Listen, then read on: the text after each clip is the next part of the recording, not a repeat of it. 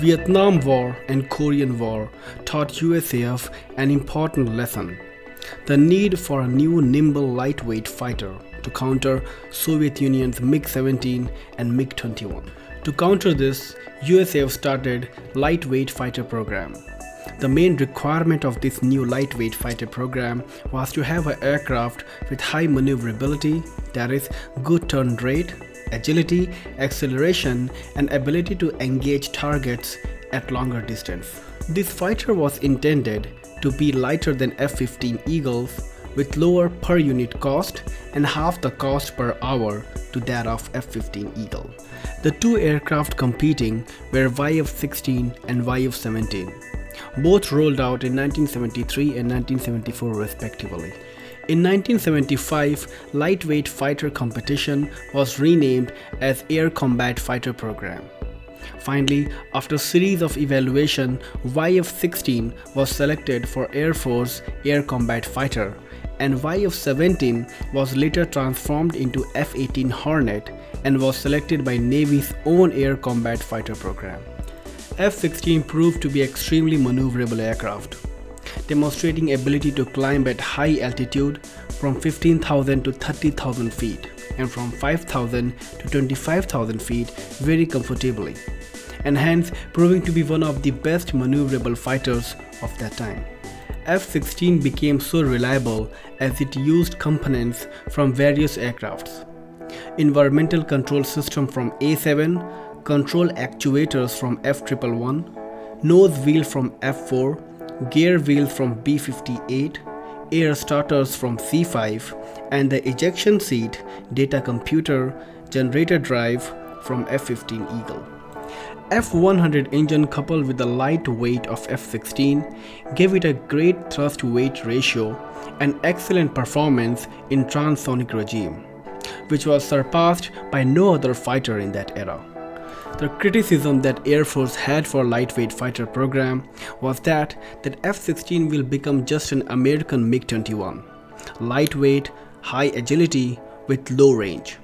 But in reality, F-16 became far more superior to MiG-21 in almost all the variables, and with combat range competing with F-4 Phantom. F-16 manifested as an incredible combat aircraft in multiple operations. In Operation Desert Storm, F-16 flew over 13,000 hours using cluster munitions and AGM-65 bombs to destroy enemy formations and tactical targets in Baghdad. No F-16s were destroyed in air-to-air combat during Operation Desert Storm, although 3 F-16s were destroyed by SA-6 and SA-3 batteries and man-pads used by Iraqi forces. In contrary to this, F-16 also managed to destroy Iraqi MiG-25 interceptor and MiG-23 in air-to-air operations. F-16s were excessively used by USAF during Bosnian peacekeeping operation and during Operation Deny Flight. And to this day, USAF extensively employs F-16 as the tip of the spearhead of Air Force in Libya and Iraq. It is interesting to know that it's not US but Israel which has used F-16 the most in air-to-air operation in 1982 Lebanon War in Operation Mole Cricket 19. Israeli Air Force shot down over 40 MiG-21s and MiG-23 of Syrian Air Force without any losses, making it probably the largest air-to-air engagement by F-16. F-16s were successfully used for SAM suppression and destroying Syrian ability to launch incredible counterattack. Many other nations like Egypt, Turkey, Norway, Denmark, Pakistan used their F-16 in various combat operations. The only incident where an F-16 was shot down by a MiG-21 was reported during Pakistan's retaliatory strike against Indian Air Force. In this operation, Pakistani Air Force shot down an Indian MiG-21 with the F-16, and one Pakistani F-16 was shot down by an Indian MiG-21 Bison using an R-77 Beyond Visual Range missile. Nevertheless, F-16 fighting Falcons are probably one of the most potent fighters as of now. But most F-16s in USAF arsenal have older airframes, and potential to upgrade them with newer avionics and next generation sensors is very low. Newer F-16s or F-21s can no doubt be a very potent fighter even in future, but USAF needs an upgraded aircraft, which can be furthermore developed into a more potent fighter. And there's only so much one can do with F-16s.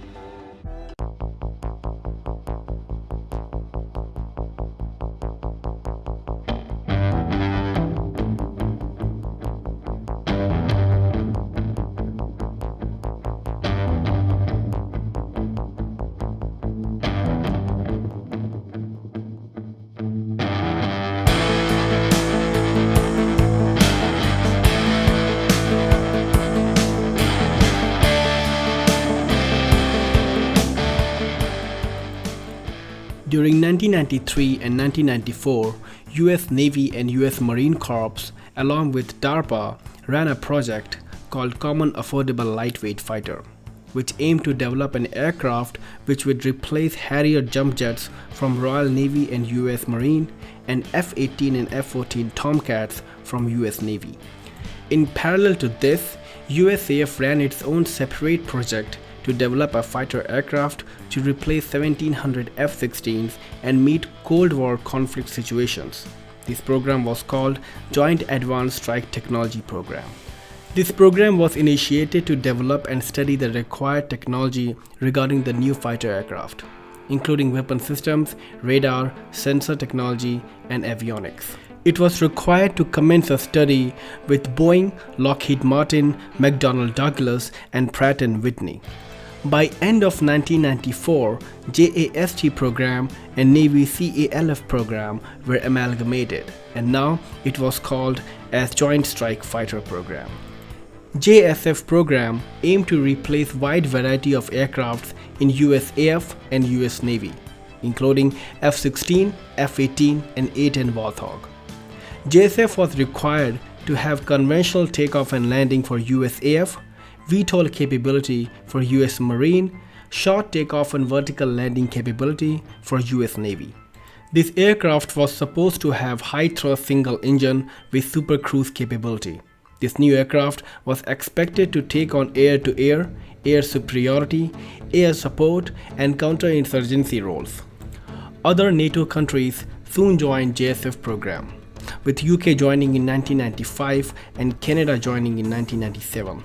There were 4 competitions in JSF program: McDonnell Douglas, Northrop Grumman, Lockheed Martin, and Boeing.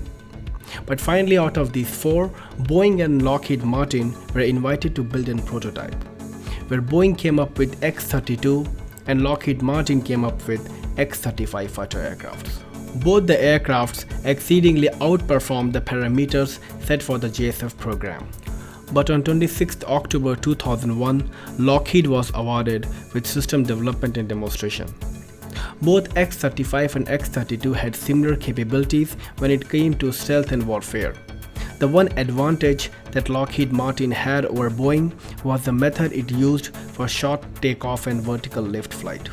Over 2,400 aircrafts were meant to be produced with induction in several air forces, including USAF, UK, Italy, Netherlands, Canada, etc.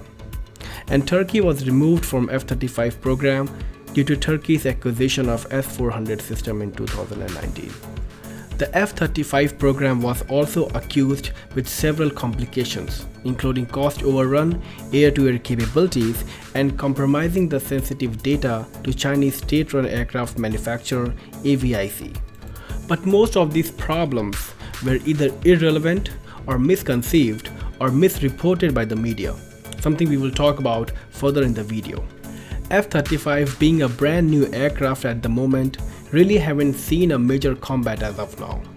Although in 2019, Royal Air Force reportedly flew F-35 on a recon operation over Syria and Iraq against Islamic State. It was also reported that Israeli Air Force flew F-35 over Tehran from Tel Aviv on a test recon mission. To solidify this claim, it was later reported that Iran's Air Force chief and powerful Revolutionary Guard commander was fired by Ayatollah Khamenei amid this Israel mission. The major threat that F-35 has is Russian S-300, S-400 and future S-500 surface-to-air missile systems. F-35 is yet to have any operational beyond 400 seed capability. S-400's vast network of integrated radars with different layers will make even terrain masking a daunting task for F-35 Lightning. Although both F-35 and S-400 have radar jamming capability, still F-35 coupled with AWAC and ISTR aircraft can make target acquisition tough task for S-400. And in future, F-35 will also have decoys to confuse S-400 radars. However, as of now, S-400 is the most real threat against F-35 aircraft.